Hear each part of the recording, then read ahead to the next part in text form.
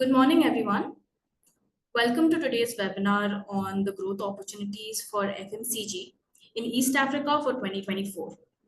I'm Shreya Jana, Business Development Lead for Africa at Bizom, the retail intelligence platform. I am thrilled to be here today as your host, and I'm honored to have such a diverse group of attendees from various parts of the world joining us. East Africa is one of the fastest growing region in the African market and home to more than 450 million consumers, infused with one of the world's youngest demographics and a beaming future driven by digitalization across the nation. The region presents a vast market for FMCG products. In today's webinar, we will explore the current state of the FMCG industry in East Africa, the growth opportunities available, and also the challenges that FMCG businesses are facing in this region. We will also hear from experts in the industry who will share their experiences and insights on how businesses can leverage these opportunities to grow and thrive in the East African market. I hope you find this webinar informative and engaging, and I look forward to learning and sharing ideas with all of you. Thank you again for joining us today. Our panel of speakers for today's growth session has Mr. Mohammad Sharara, Mr. Salauddin Suleiman, and Mr. Emmanuel Leo. Coming to our first speaker, Mr. Mohammad Sharara holds over 10 years of development and IT management experience. Mohammad is the head of IT and a member of the operations committee at Harris International Limited, a leading manufacturer of biscuits, drinks, and juices in Uganda. We also have with us Mr. Salauddin Suleiman, the CIO for over 12 years of experience in the FMCG industry. Champions of innovative technology solutions to meet organizational requirements. Expert in aligning technology with strategic goals to maximize profits and also low organizational risk through policies and technical strategies. Natural team leader, mentor, and builder of high performance teams who thrives in diverse cultures. Salauddin strongly believes in use of data to drive business growth, ensuring we have data-driven organizations. And we also have Emmanuel from Bizom.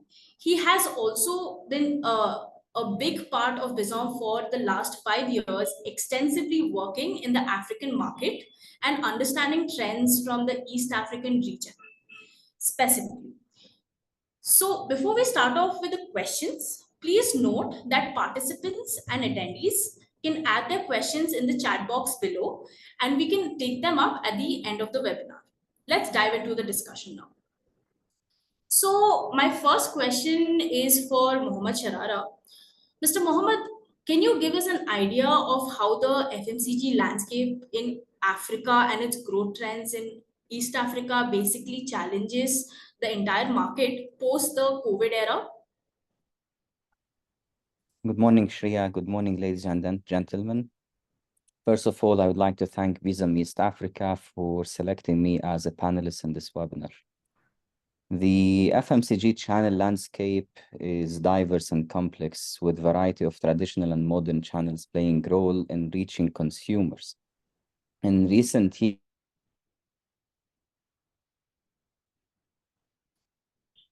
markets, as well as the growth of e-commerce.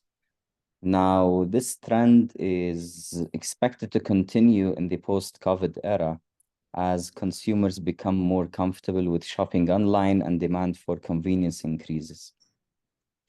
Now, there are multiple channels in we can say we have multiple channels in Africa. There is the traditional trade channel, which is a variety of small independent retailers, such as kiosks, market stalls, traditional groceries. Now, the traditional trade is the most important channel, you can say, in the region or in most of the countries, and contributes to almost 70% of the FMCG trade. The second The second channel is the modern trade, which includes supermarkets, hypermarkets, convenience stores. This channel is really growing rapidly in Africa, and it's expected to account for almost 30% of the FMCG market by 2025. E-commerce is still in the early stages of development in Africa, but it's really growing rapidly, and you can see it without naming the websites, but it's very obvious the amount of growth and the increased number of subscriptions they are having. The COVID-19 pandemic accelerated this growth as consumers turned to online shopping to avoid physical stores. Now, also we can say it depends on I can say it depends on the nature of the product too. We can say there are other channels, but definitely in smaller scales. Pharmacies, this is some of them, they can say it is part of the modern, but it can be also classified as a standalone. Pharmacies, it's an important channel for sale over-the-counter medicines, fuel stations, which is important for snacks, drinks, and other convenience items, and street vendors, which is a common sight in many African cities and towns where they sell variety of FMCG products. Now, the COVID pandemic had really significant impact on the FMCG sector in Africa. In the early stages of the pandemic, there was a surge of demand for essential goods such as food and personal care products. This led to stockouts and shortages in many markets. However, the pandemic also accelerated the growth of e-commerce because consumers were increasingly turned to online shopping to avoid physical stores, as I mentioned. Now, these days, what we call post-COVID era, we are expecting FMCG growth is expected to continue and driven by a number of factors. The first factor, sorry.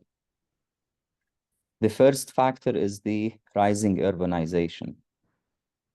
Africa is really one of the most rapidly urbanizing continent in the world, which is creating a growing demand for FMCG products as urban dwellers tend to have higher incomes and more likely to shop in modern retail formats. And that's why we are saying the modern trade, just to link to previous, it's going to have a bigger portion in 2025. Sorry. Second factor is the expanding middle class. Africa's middle class is expected to grow from 300 to 600 million, okay, by 2030. And this is a major opportunity for FMCG companies. Why? Because usually middle class consumers spend money, okay, on discretionary goods mainly or mostly. Third factor, it is the increasing adoption of technology. Technology is playing an increasingly important role in the African FMCG sector and the worldwide, definitely. And if we give an example about the continent, I'm located in Uganda. Mobile money, for example, is widely used to reach consumers in rural areas. Why? Because, sometimes limitations of banks availability. So mobile money stepped in and is taking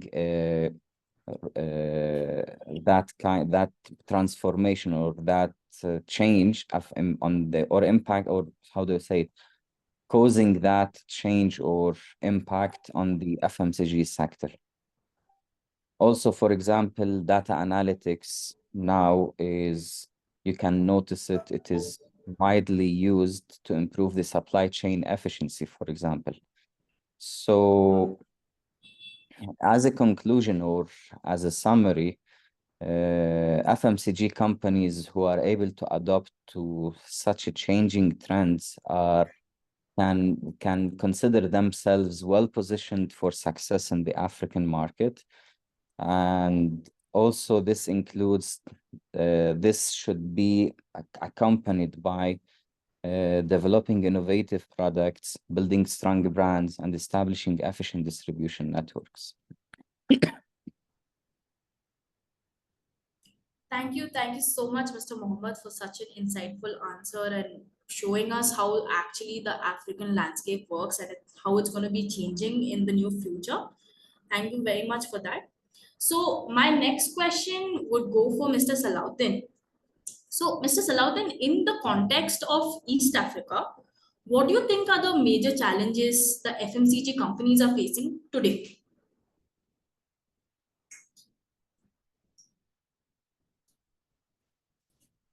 Or anybody who's up for the question, maybe Mr. Emmanuel, can you answer that as well?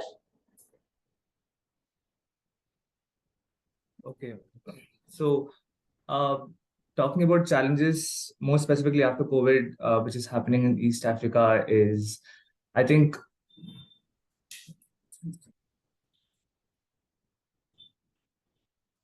inflation in the country is increased a lot since COVID, and I think making incentives reach the right stores, ensuring distributors pass on logistics uh, to the retailers, placement of the products in the right outlets, intelligence driven by placements rather than spray and pay, and yeah.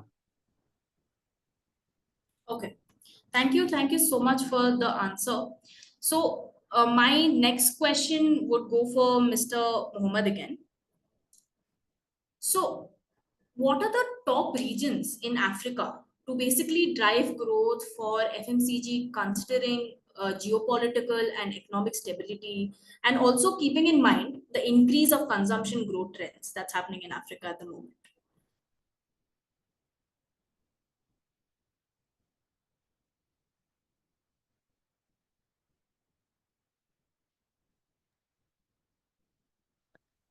Sorry, I was on mute. Yeah, not a problem. We can classify the African continent into multiple regions, and definitely every region has its own potentials. Now, studies classify, which is good for us. We are part of East Africa. Most of the economical studies classify the East Africa region as high potential, which means we can call it the hub of the FMCG potential, to be, in other words. Now, East Africa stands out as a forerunner in Africa FMCG growth narrative, driven by a confluence of favorable factors. First factor, we can say demographic dividend. Demographically, East Africa boasts a growing youth population. I think it's around 60% of its population is under age of 35. That's what I remember I had read before. The young demographic represents a significant consumer base with expanding disposable incomes, fueling demand for a wide range of FMCG products. We can say, sorry, the second factor is the urbanization. Region is witnessing a rapid urbanization. Cities like Nairobi, Addis Ababa, Dar es Salaam, Kampala are emerging as really vibrant economic hub.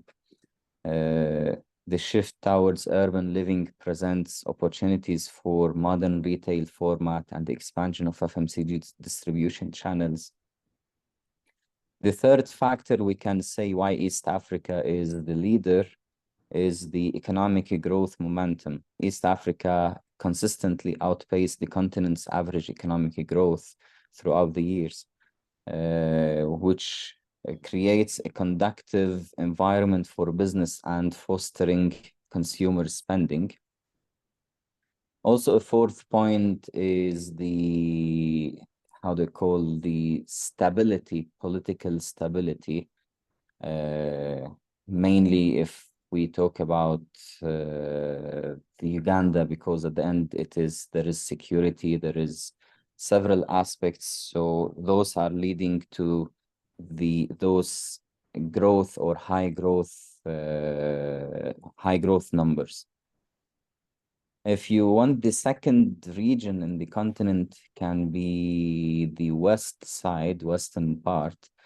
Why? Because the population, as first factor, population is, I think there can almost 400 million, something in that range. And this is the largest as a region in the whole continent. Also, there is emerging middle class, we can say. So it is similar to, this is a common factor between East and West. And the West has a lot of natural resources, which creates wealth and fuels economic growth. And this translates into higher consumer spending power. The third region, you want me to continue with every region or no, it is enough? I just top two. I mean, the main region that we were focusing on is East Africa, but if you would want to say more about all of the regions, you're more than welcome. In brief, the third region is considered the southern region, Southern Africa, Right.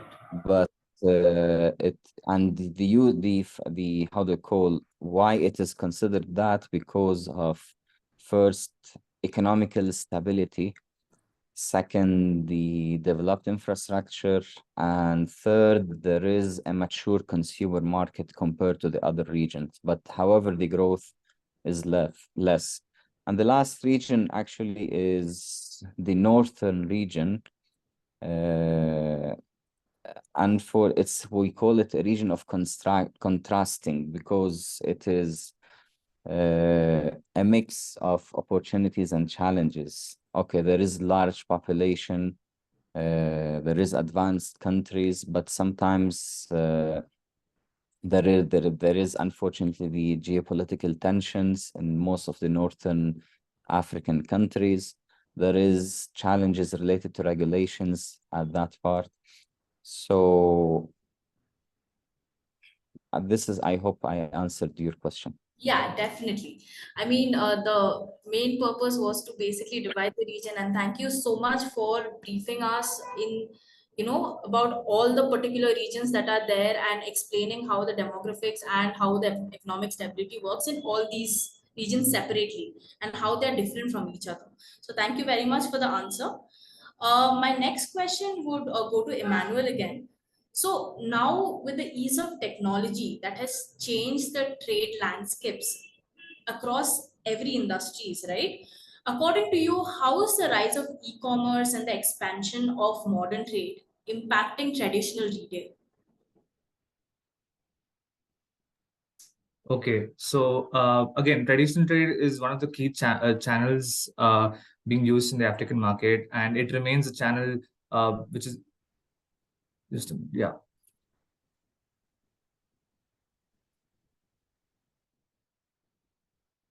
Um, would you like to add a little more, or should I move on to the next question? Again, so success here defines on the on the business basically. So depending on the type of business you run and the modules that you kind of would want to use. But I definitely feel traditional trade is the main channel right now in Africa which is being used. Thank you very much for briefing us about the GT and MT channel. I would like to ask you another question. So, in the context to the East African retail landscape, what are some of the problems that companies face in trade marketing?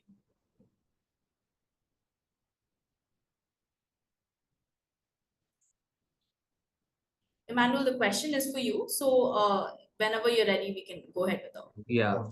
yeah.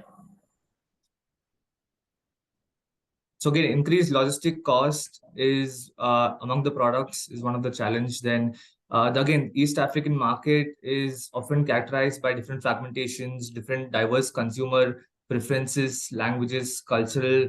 So basically, companies find it challenging to develop trade marketing strategies that effectively caters to this diversity. And then apart from that, there is basically economic volatility. Basically, East African economies can experience fluctuations impacting customer purchasing power and overall market demand. So companies must be adaptable to changing economic conditions and adjust their trade marketing strategies accordingly. Thank you so much. I definitely makes sense. Okay, so let's move on to the next question to both Emmanuel and Mr. Mohammed. So both of you can take up the questions one by one. So the question is, what role do you think technology can play in ensuring that traditional retail channels continue to thrive in the East African market? Also, where do you think is the future growth expected to be the most dynamic? Now, I can answer.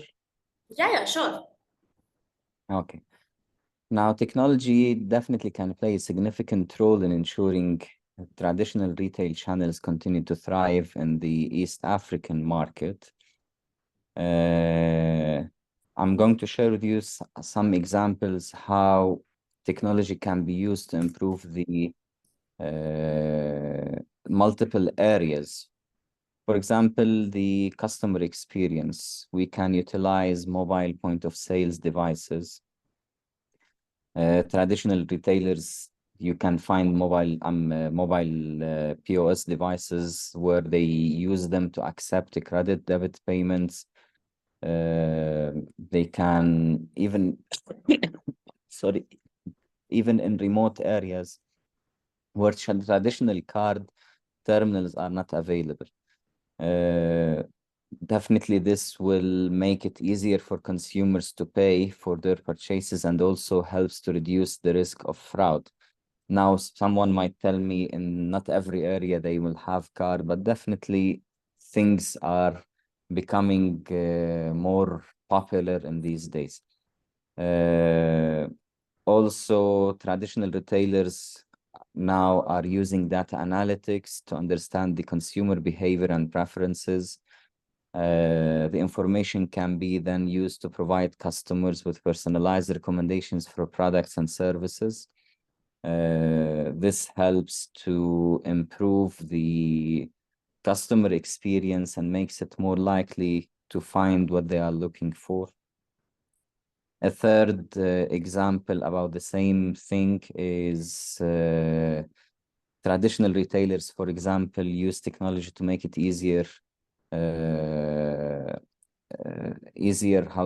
make it easier for customers to find the products. For example, you can find recently digital signages, RFID tags, barcode scanners, and in big shops or big supermarkets. Second area where technology can be utilized is to increase efficiency. For example, we can say implementation of enterprise resource planning, or what we abbreviate as ERPs. You know, ERP is now one of the highly demanded jobs worldwide, and this justifies the value it brings to businesses. ERP systems can help traditional retailers to manage their inventory, track sales, and generate reports. This automation can free up staff to focus on customer service or a higher level of operation rather than doing the manual work or spending time on doing the manual work.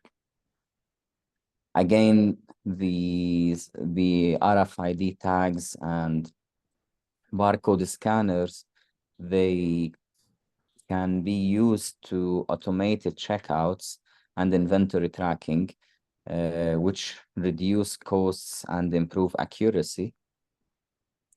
And the third example on the same area, also self-checkout kiosks. And this is a trend you can find recently in US and Europe, where you can just you scan your barcode. You have, for example, let's talk about Amazon. You open your Amazon app, you scan the barcode uh, of the shop, and you start walking. You take a bag, you put on your groceries, you just and using the sensors and cameras in the shop, you just pass by the counter and leave, and everything will be billed automatically without the need of manual scanning of the goods. That's a self-checkout. A third area technology can help is the reach and visibility. One of the aspects is, for example, we can say the websites and social media. Traditional retailers create and maintain websites with social media pages to promote the products and services to wider audience, which helps in brand awareness and drive traffic to their stores. And I think everyone should have noticed that this increased mostly after COVID because of the promotion that was happening to sell online. Also, there is the digital marketing tools that will help in the reach and visibility. Traditional retailers, for example, can use digital marketing tools such as search engine optimization, pay-per-click, advertisement. Those can be utilized to reach potential customers who are searching for the products the companies are offering, which definitely increases sales and market share. There is also online marketplaces. Traditional retailers, can partner with online marketplaces to sell their products to a wider audience, which helps in increasing sales and reaching new customers. A fourth area can be the competition. Technology can participate in that or help in that by, for example, you can find this mainly, I find it in the Western side. I'm not sure if it's available now here in the region, but there are price comparison websites where traditional retailers use a price comparison websites to track their prices compared to the competition and ensure that they are offering a competitive price. And that will be very helpful to attract and retain customers. Another area in the competition is the customer relationship management. It is a key factor that definitely these days cannot be achieved without technology, cannot be achieved efficiently without technology. CRM systems can be used to track customer interactions. They can manage a relationship with customers. There are solutions for worldwide that can help you provide a better customer service and improve customer experience. Allow me to iterate here. There is a solution. I don't want to name so that no one tells I'm marketing. But for example, you can walk in from the moment you walk in to the bank. It's mainly used by banks, airlines. The moment the customer walks into the shop or to the office, the cameras identify the face and they can analyze, because of that system, the amount that person can interact with amount of people. So it offers or decides what level of discounts this customer should have. Why? Because of his level of connections or level of reach he can have to, which will help the service provider do a better marketing. Also, a third aspect technology can help in is the loyalty programs, which is now becoming widespread in the region. Traditional retailers use loyalty programs to reward customers for their business, and once and this helps to build the customer loyalty and encourage the customer to come and repeat business again with those retail shops. Now, future growth is expected to be more dynamic. The East African market is expected to experience a real significant growth in the coming years, driven by a number of factors. As we mentioned before, growing population, rising incomes, and increasing urbanization. And the how do you say it? The dynamicality, I don't know if it's the right English word, comes in multiple areas or can be witnessed in multiple areas. In first area, the e-commerce, it's expected to grow rapidly in the coming years, and more consumers are gaining access to the internet and smartphones. So traditional retailers can capitalize on this growth by developing and investing in their e-commerce operations. The second area, I think, also might be the mobile money. It's a very popular payment method in the East African market, and it's expected to play an increasingly important role in the retail sector in the coming years. Traditional retailers can make it easier for customers to pay for their purchases by accepting the mobile money payments, and I have seen it in several countries in the region. Most of the shops you can pay by Visa, MasterCard, or mobile money throughout most of the ISPs or mobile operators. And the third dynamic is the FMCG sector mainly is one of the largest and fastest growing sectors in the East Africa. Traditional retailers can capitalize on this growth by focusing on the FMCG sector and offering a wide range of products at competitive prices. So definitely adopting technology and focusing on these key areas, retailers in the East African market can position themselves to thrive in the coming years. Now, there is also a point we should mention that technology, I'm coming from technology background, but technology definitely has its advantages and disadvantages. It will reduce the cost of the production with no doubt, and will help reduce the shelf price of the products, so it becomes more affordable. But however, definitely implementing technology also has impact or a big impact on the human resource aspect.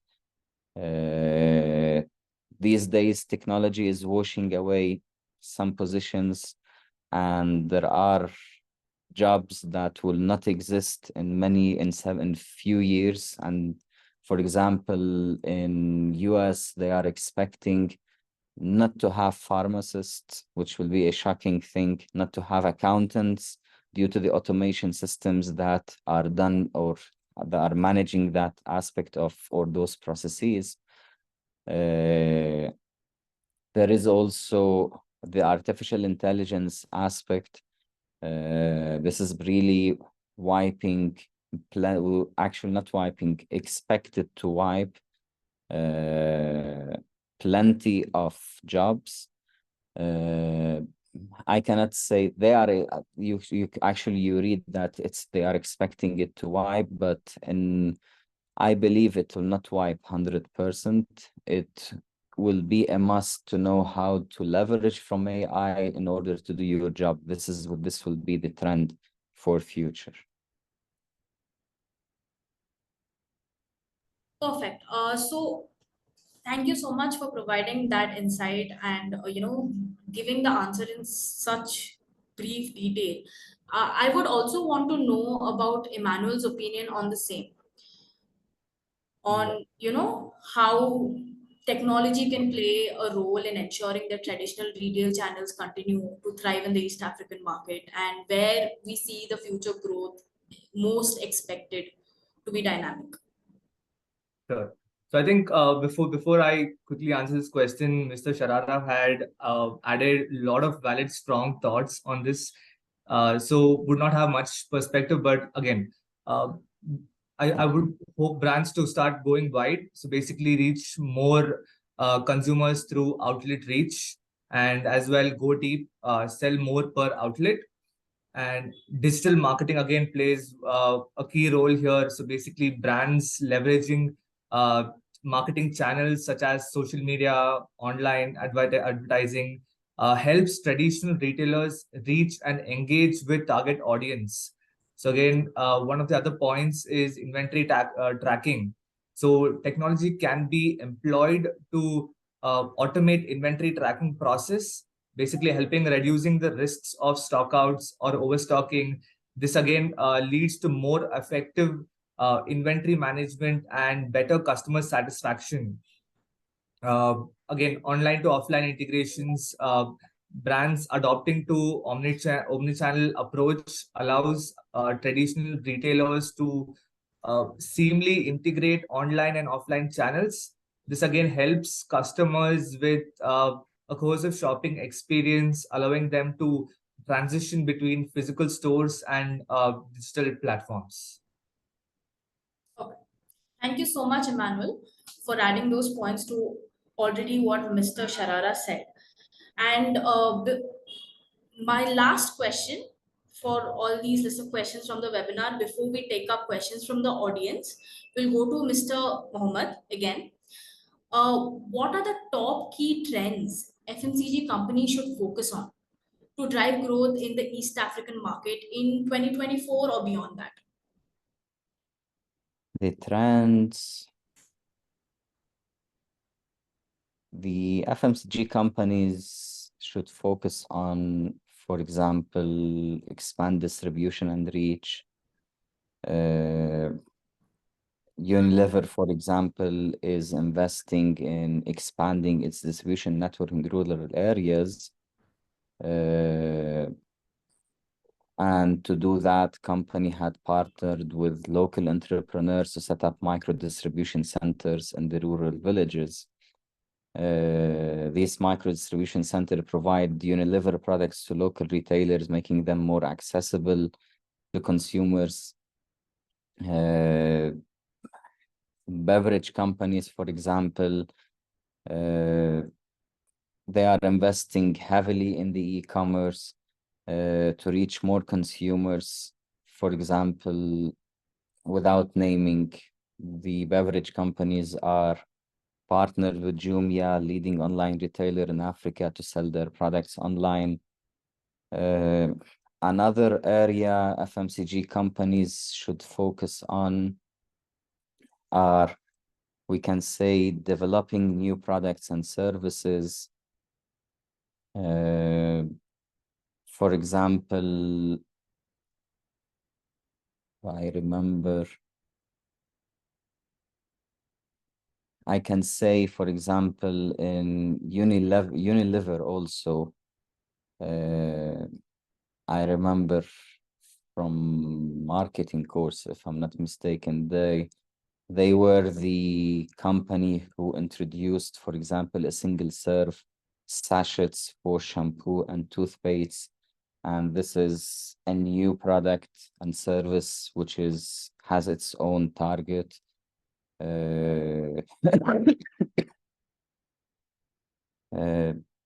Why? Because at the end they will be cheaper and more affordable compared to the traditional bottles. For example, beverage companies if you check the market, you will find different segments, for example, of the fruit juice. Each one is targeting an audience or a category of people.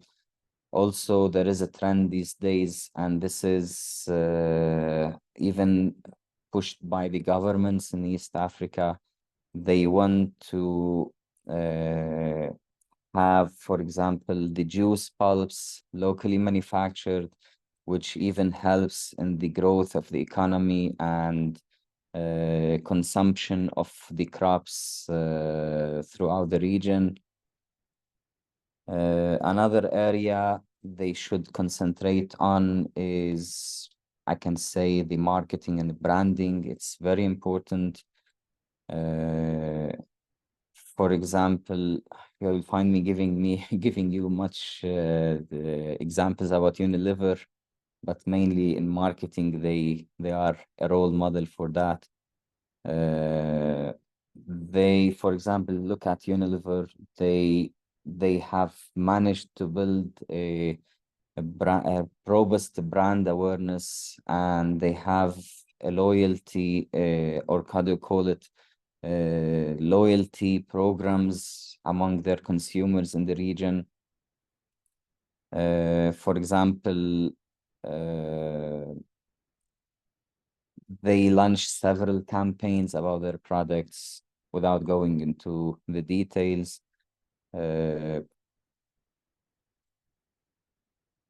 This is also another area that companies should concentrate on, is the investment in the supply chain management. This is one of the key areas to be invested in. Why? Because it improves efficiency and reduces cost in East Africa, especially. Mainly, it should be in the warehousing and transportation systems and how it can be controlled and managed efficiently. This definitely, between parentheses, needs technology to be so that we can go to the next level. Another area can be, if we can say, it is partnering with local businesses. I mentioned in 2 points before that there is an initiative to utilize, for example, local pulp, local things. So means that we will be partnering with, let's talk about the beverage, local farmers and the cropping business, so that we can help them sell their products, and it will be even more efficient for the beverage industry, for example, because it is a real cost reduction. Also, sustainability trend in East Africa is changing. People are not just looking at the cheap products, they are also looking at the quality product. Still, they need it at an affordable price. It's not that the quality of Europe and the US, because no one can, or very small people can afford, but the trend had changed, and the people are now looking for a quality product at an affordable price. And the most important thing from a manufacturer perspective is to how do I sustain that equality? Because reaching the top is not hard, but to remain there is the hard thing. So sustainability is a key thing to be looked at, and the value and the sustainable practices are usually in the value chain from sourcing to packaging to disposal. Also, we should look at how to protect the mother nature, because at the end, it is the place we are living in, and it is our responsibility to take care of the place and make sure it is available for the next generations that are coming. Thank you very much. That was very insightful. So, those were the questions that we had prepared for the speakers. Now we will be taking up questions from the audience, and we are going to be directing it to Mr. Emmanuel to answer. And since we are running short of time and we have 4 minutes left to end the webinar, we will be taking up two questions. So the first question for you, Mr. Emmanuel, is what about the challenges regarding environment and sustainability? Okay, so again, seeing lesser plastic in use and a move towards electric vehicles for logistics is one. Then again, recycling becomes a key factor when it comes to, especially in Africa. Other points such as water scarcity, deforestation, climate change, air pollution, again, are crucial factors which can help in environment sustainability in East Africa. Okay, thank you so much for answering that. The next question and the last question that we'll be taking up for today is, as a leader in the retail space, how do you think African companies can battle the infrastructural problems and increase retail execution quality? Okay. So again, ease of tech is one way. Supply chain management systems. So basically, companies implementing robust supply chain systems can enhance efficiency and visibility. Then partnership with tech companies, the more better collaboration with tech providers can basically address this infrastructure challenges. Again, online sales platforms could be one. I feel they should invest more in e-commerce platforms to expand their market reach. uh, Promotion of digital payments. Brands should encourage the mobile money and digital payment solutions to facilitate transactions, which can again reduce the reliance on cash and provide more secure, efficient payment method for both retailers and consumers. Thank you very much. Thank you, Mr. Mohammed, and thank you, Mr. Emmanuel, for sharing your valuable insights on the FMCG market in East Africa. Your responses have provided us with invaluable knowledge. And a special thank you to all the attendees who have joined us today to know where the growth opportunities lie for East African FMCG companies in the years ahead. If you would also like to explore more about Bizom's capabilities, please visit our website and schedule a call with our team, or simply click on the link in our chat box. We have also curated a report for East African FMCG leaders, which will reach your inbox shortly. We hope you enjoyed today's session, and we look forward to having you with us in our future events. Thank you again, and wishing everyone a nice afternoon ahead. Thank you, guys. Thank you.